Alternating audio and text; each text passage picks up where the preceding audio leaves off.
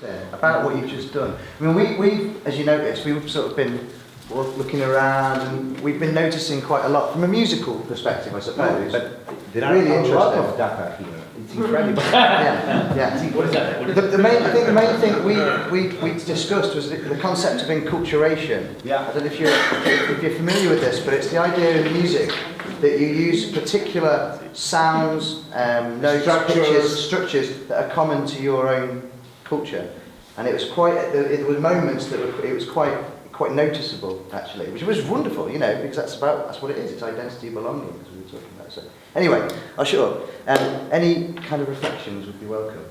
Please, just say, you know, if you've got anything, or maybe if you need a few moments. One reflection is that I felt when I finished, it was time. Because I think that time is important for making music, and it's what I felt. No, I felt a little bit like now that I am starting, I have to finish, and I had this sensation that the more time you have, the more you can flow with the music in a way, maybe thinking in an internal way. Mm-hmm. I don't know why, but it was like you are in a wave, and suddenly the wave is carried, and you want to follow, and you cannot because it's finished. No, that it has a little bit this sensation. The ideal situation for this workshop, I think that there are 2 hours minimum, and a lot of instruments. Yeah, a lot of instruments. A little thing about the instrument, because in our group almost everybody has an instrument, and in a point I feel that it was more an obstacle than an advantage to have so much instruments, because we had no leader, no, at all. It was like very anarchic. But each of us was like inside me with my instrument and with my things to play, and you know, if somebody of us was proposing something, I had the feeling that the group was not collectively proposing. Okay, you're doing so I will do it also, so it will grow. Now the proposed died, because if nobody is following me, okay, it's not interesting. Another thing, no, because I have the feeling that everybody was in his little bubble, and when we start to really communicate each other, okay, I copy you, I do the same, I can. It was over. Yes, but that's true. Really, that's true. But singing is, of course, is making music also, but it's a natural form to make music. And I think that there are not the appropriate instruments to do that. I think there are the instruments we have in this moment here, but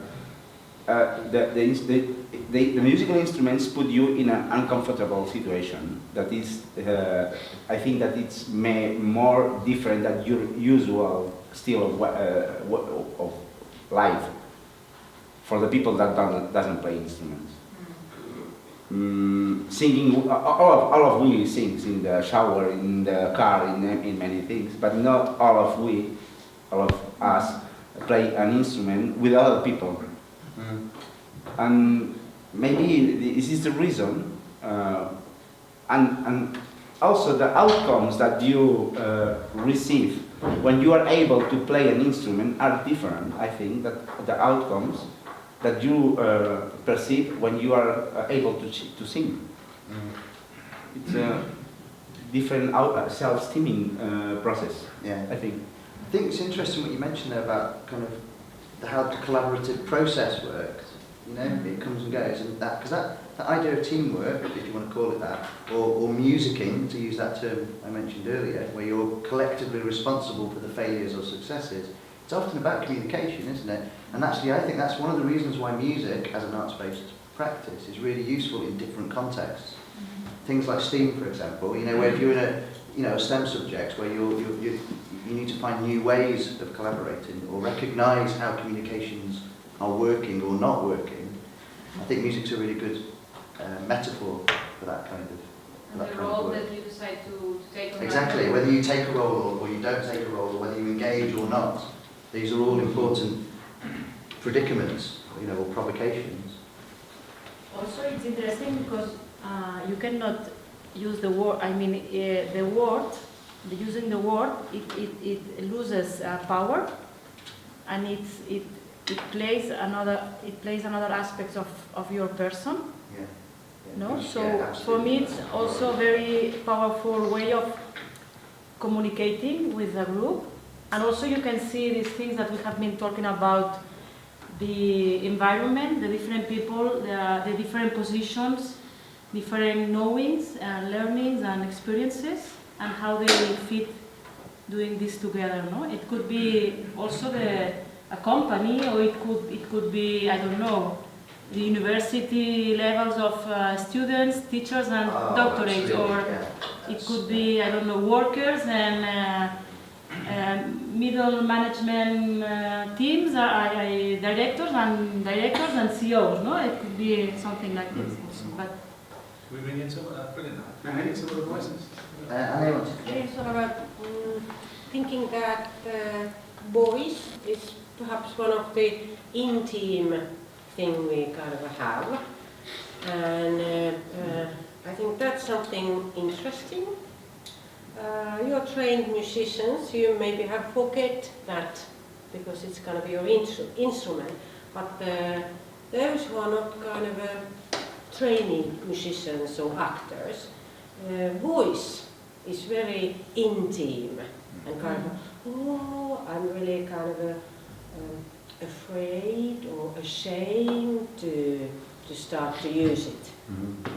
And somehow I kind of think that could be also part of a kind of a voiceful inquiry, but maybe done in a I don't know how, maybe related to somehow like a music therapy, that tradition. There's a really great study by a chap called Graham Welsh, and he looked at the use of voice. It was a longitudinal study, and how people, when they sang or began to use their voice, they actually grew in confidence, not only in themselves, but they grew in confidence in using their voice, which of course then means that it's like a kind of double whammy, isn't it? Because then you grow in confidence in other things, and it had impacts on things like self-efficacy and self-esteem and other areas as well. I think it's really, thanks Annie, that's really important.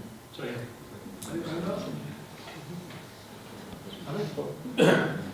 I completely agree, and in the first part, what we did, they were using the voice, like using the instrument, so I felt completely in a different level in the relation with the group, because in that moment I wasn't worried about the quality of the sound just appears, and I don't need to think also in a technique, but when I join them with my voice, I put a lot of attention and energy to find the connection and the quality of my sound, my voice, to put it, and my body start to with a vibration, and it's like all my energy was there. With this, I were open, but it wasn't the same. So she is right. So now we compose the currency of the energy. So the color of the energy we change. So crying or mumbling or tapper. Yeah. So maybe we join. We enjoy their energy currency. Yeah. It was a game, we were just playing, I guess. Yeah, I was just thinking that word was in my head, them playing. They were playing. The game and enjoying the play of the sounds and how they mixed and filtrated to each other. Yeah, well, of course that's what we do, don't we? We play musical instruments. Yeah. We play. In fact, there's a lot of language. We talked about this before, Lewis and I. In many languages, you don't actually, when you sing, you play the voice. Yes. In some languages, we don't, not in English, but it's quite an interesting, sort of etymology in that thing. The other thought that we had about your group, hope you don't mind me sharing, was it was very dramatic. And of course, if you think about it, your discipline has probably had quite an influence upon how you approach the composition. I don't know, maybe. It was a kind of drama about it, wasn't it? It was that kind of, so I think that interdisciplinary thing is quite interesting too. I know. Yes, I was thinking about our organization's point of view in this task, what we did, and I thought there were many a long list of things I found it. First, how the group was working, how they started to compose, how the team members took their places, and how did it go. And after that, how the trust to each other,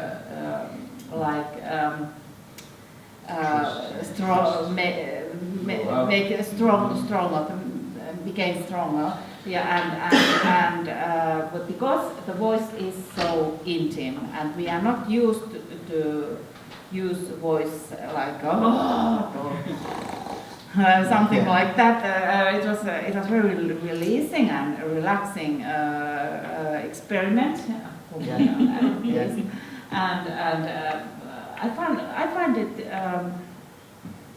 very useful when you have a team which maybe they are starting to work together or something like that, and you got to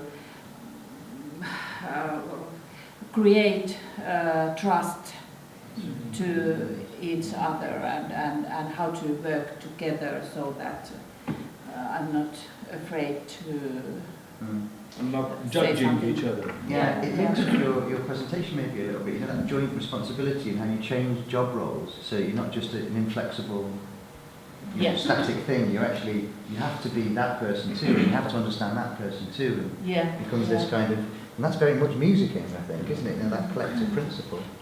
Yeah. It's really, Let me just add one thing. For me, it was like, when I first heard this, this performance, I would call it the dramatic performance. It was like, they were like mourning or commemorating. Then my second feeling was like, if they were like, there was like a power relationship, and it was like, two, nations in a war, and they were just like trying to overcome, each other. But like, whose voice should be here and whose voice should be not here. okay. Did that happen? That kind of makes me want to ask the question. Was there someone leading it, or did it move around, or? Well, only the beginning. Okay. The rest so We improvise. Is it interesting? Would it be as well, to flip it around the command that extended it? Oh, sorry, please say something. Go on, I'm always speaking. What are you going to say? So about this, who was leading? At least I was following you and you. Yeah. But sometimes the leader doesn't understand that she or he is leading. I don't know, what about you? Did you follow? I think I need quite response to others. And to you quite a lot. And I was following the... What did you do? But Japanese influencing. Very strong Japanese. I don't know why. But I don't know why then. You see, so I put two thoughts in my mind. One was, because I know these two guys have both played dogs in performances. And it's the first time we'd met. I was at a performance space and I was just so interested just to see what was going on. How the dogs. So to me, it was an arena for a performance that was just lovely to be on the edge of. So The second, I'm sorry. did you instigate that then?